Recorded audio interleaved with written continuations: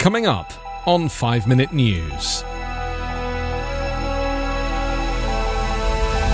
US health officials call for booster shots against COVID-19. Report says feds targeted BLM protesters.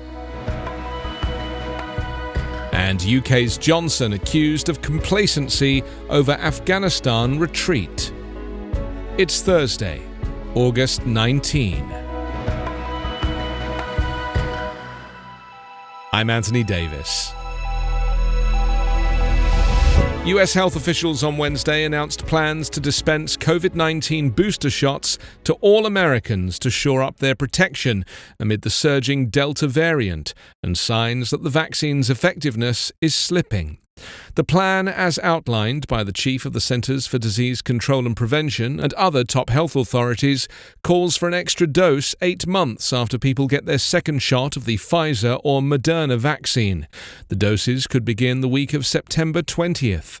Officials said it is very clear that the vaccine's protection against infections wanes over time, and they noticed the worsening picture in Israel, which has seen a rise in severe cases, many of them in people already inoculated. They said the US needs to get out ahead of the problem before it takes a more lethal turn here and starts leading to increasing hospitalizations and deaths among the vaccinated.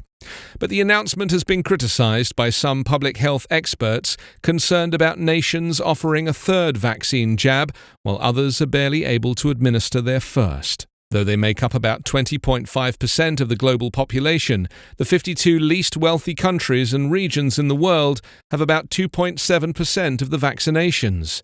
There are 13 countries and territories which have less than 1% of their populations even partially inoculated, and another 41 with vaccination rates below 10%. The countries with the lowest vaccination rates in the world are Tanzania, the Democratic Republic of Congo, Haiti, Chad, South Sudan, Turkmenistan and Madagascar, all of which have less than 0.7% of their populations partially vaccinated. The federal government under former President Trump deliberately targeted Black Lives Matter protesters via heavy-handed criminal prosecutions in an attempt to disrupt and discourage the global movement that swept the nation last summer in the wake of the Minneapolis police killing of George Floyd, according to a new report released on Wednesday by the Movement for Black Lives. Movement leaders and experts said the prosecution of protesters over the past year continues a century-long practice by the federal government rooted in structural racism to suppress black social movements via the use of surveillance tactics and other mechanisms. The report argues that as the uprisings in the summer of 2020 increased, so did police presence, the deployment of federal agents and prosecution of protesters.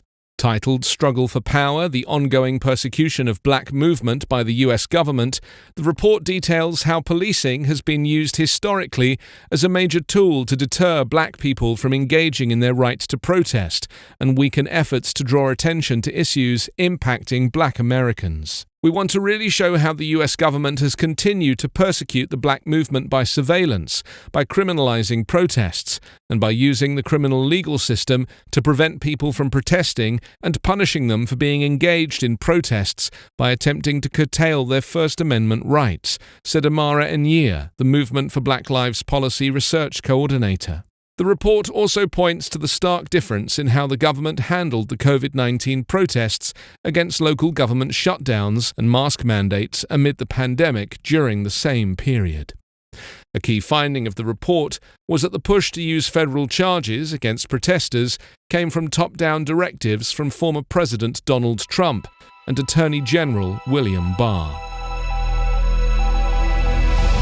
In a packed, emotional session of Parliament, British Prime Minister Boris Johnson faced accusations on Wednesday from lawmakers across the political spectrum of needlessly abandoning Afghanistan to the whims of the Taliban and of undermining Britain's position in the world. The members of Parliament were recalled from their summer break to attend the emergency session in London. Many, including a large number from Johnson's Conservative Party, voiced strong regrets and fears at the chaotic turn of events in Afghanistan, where the Taliban have seized control 20 years after being driven from power by a US-led international force following the 9/11 attacks. Johnson said he had little choice but to follow the decision of US President Joe Biden to take American troops out of Afghanistan by the end of August. The West could not continue this US-led mission, a mission conceived and executed in support of America, without American logistics, without US air power, and without American might, he said. There's been a major miscalculation of the resilience of the Afghan forces and a staggering complacency from our government about the Taliban threat, said Keir Starmer, leader of the opposition Labour Party. Some of the most pointed interventions during the debate came from Johnson's Conservative ranks, notably his predecessor Theresa May, who asked whether Johnson had hoped on a wing and a prayer it would be all right on the night. We boast about global Britain, but where is global Britain on the streets of Kabul, she asked. A successful foreign policy strategy will be judged by our deeds, not by our words. With the Taliban now in charge of Afghanistan, the immediate priority of the British government is to evacuate the 4,000 or so UK citizens still in Afghanistan, and the thousands of Afghans who have helped the UK over the past 20 years. You can subscribe to 5 Minute News on YouTube with your preferred podcast app. Ask your smart speaker or enable 5 Minute News as your Amazon Alexa flash briefing skill. Subscribe, rate and review online at 5minute.news. 5 Minute News is an Evergreen Podcast covering politics, inequality, health and climate, delivering independent, unbiased and essential world news. Daily.